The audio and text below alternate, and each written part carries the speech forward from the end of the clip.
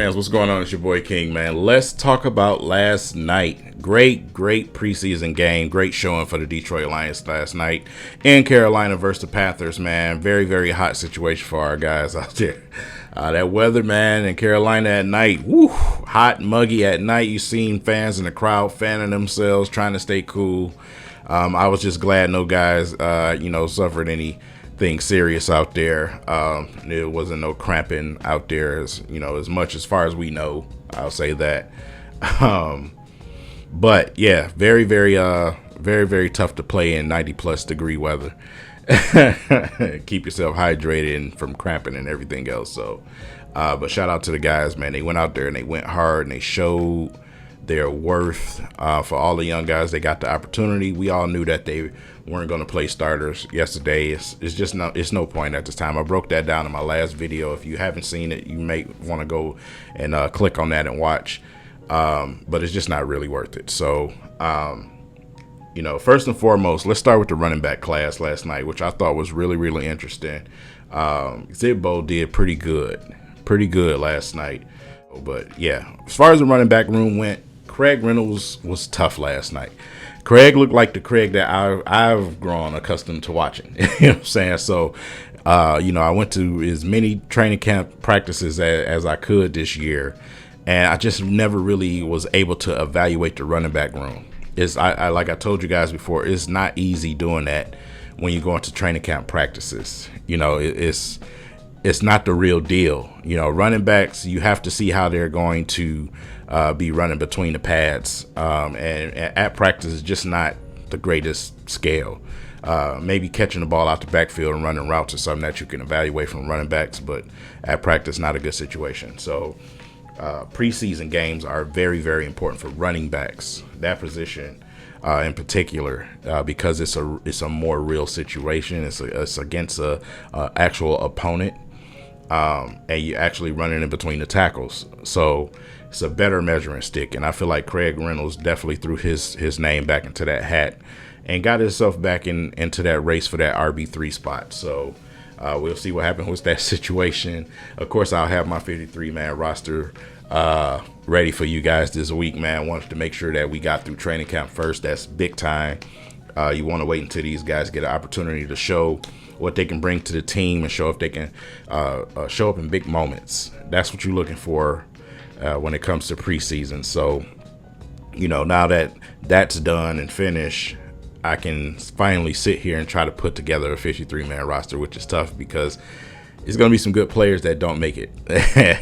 And that's going to be tough, man, because you kind of get attached to these guys, especially when you follow them through camp. You kind of get attached to some of these dudes and some of the guys that you just may want to see go. I put a poll out on Twitter, man, concerning Will Harris. A lot of people have been doing the usual Will Harris complaining. So I put it out on Twitter. Of course, we got guys like Gilmore, who we'll talk about, and Sterling Thomas, man. It's going to be a tough day. Cut day is going to be tough. So, man. Let's talk about the quarterback position, man. Teddy Bridgewater. The first go around for Teddy Bridgewater, he was only here for about a week. Don't really know any plays. Trying to build some type of chemistry with guys at practice. But in game situations, it's a little bit tougher. So a lot of miscommunications, man. End up getting sacked and, guys not catching the football. It was just a lot going on, right, versus the Jags. Then you develop this little hate crowd out of nowhere for Teddy Bridgewater.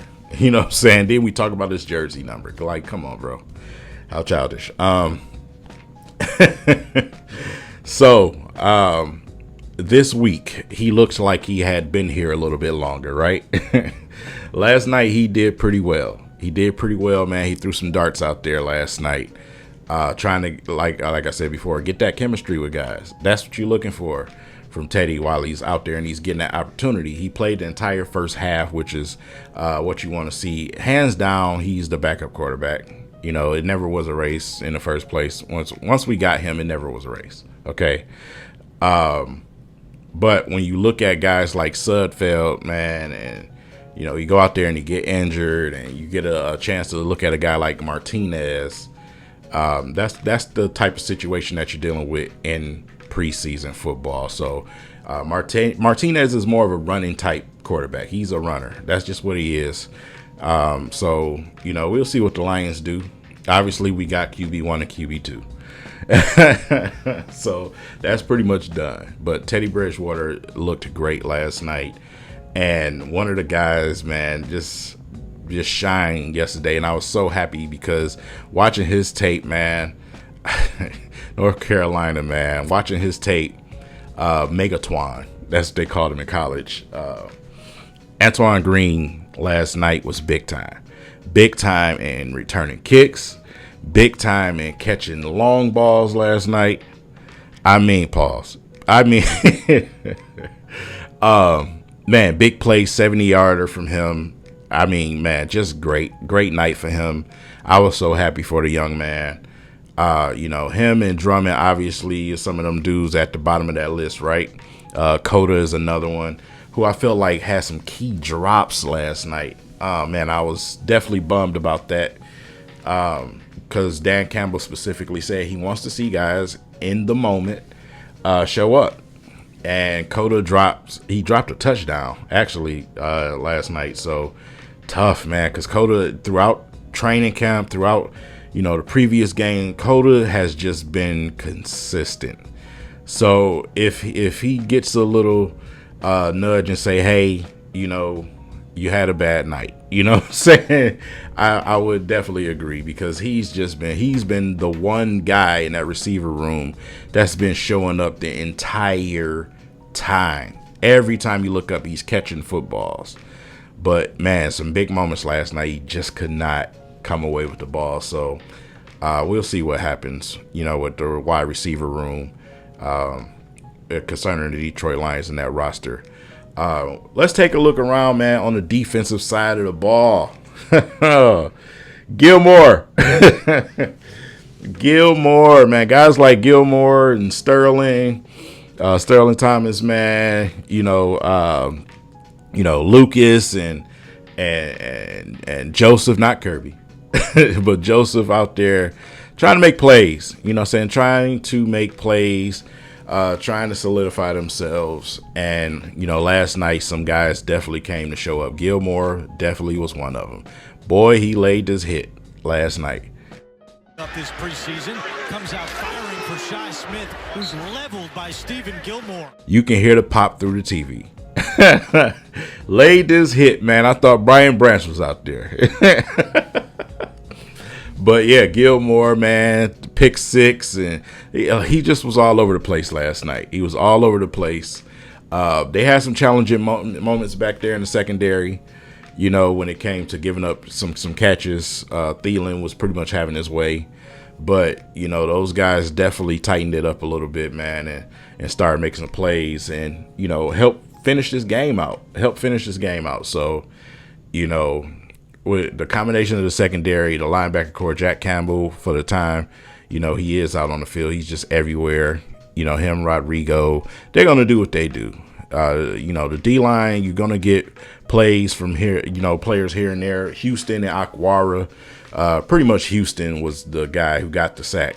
But Akwara was right there a split second after to help wrap up, Young out there as he was trying to flee. So, like I said, when it comes to those guys, another day in the ballpark, right? So, it's nothing to see here. We know that James Houston is a problem. I've seen on some, like M Live and some places, some of the guys that, like to just write stuff to write it. They have, James on the bubble. Listen, James is going to be a Detroit Lion. He's going to be a Detroit Lion. Houston is going to be a Detroit Lion. Okay, let's stop with this roster crap with when it comes to James Houston. I would understand someone saying, hey, like, Julian Akwara, this or that, but come on, bro, James Houston, come on, man. You know what I'm saying? So he'll be a part of the Detroit Lions defense, definitely bringing what he brings. Akwara obviously will be here, but we'll see what happens when it comes to some of the other names that you hear it's going to be a tough day for cuts, man. I can't say that enough. I can't say that enough. I can't wait to get this 53-man roster done for you guys so we can try to get it right. We can try to get it right. You just never know what a team is thinking. You never know what coaches are evaluating. You never know what type of certain situations that they've put these players in just to evaluate and see if it's a player that they want to keep around. So you just don't know what the staff is thinking, and that's going to be the toughest part. But that's why it's called a prediction. So we're going to go ahead and do that. You can look forward to that. Probably somewhere, maybe around Monday. Probably Monday, we'll have that 53-man roster ready, and I'll have that put out to you guys so we can go over that. And definitely looking forward to doing a couple of lives in the near future as we get ready to head into the season, man. So shout out to guys like Dos Dion and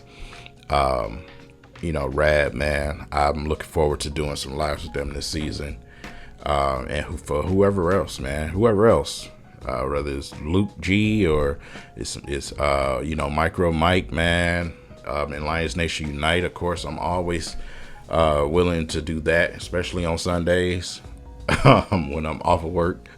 So, we'll see what happens. But until then, you guys can leave it in the comment section and tell me what you saw last night, what you're impressed with, and we can have a good conversation in the trenches, man. With that said, I'll catch you guys in the next video. Peace.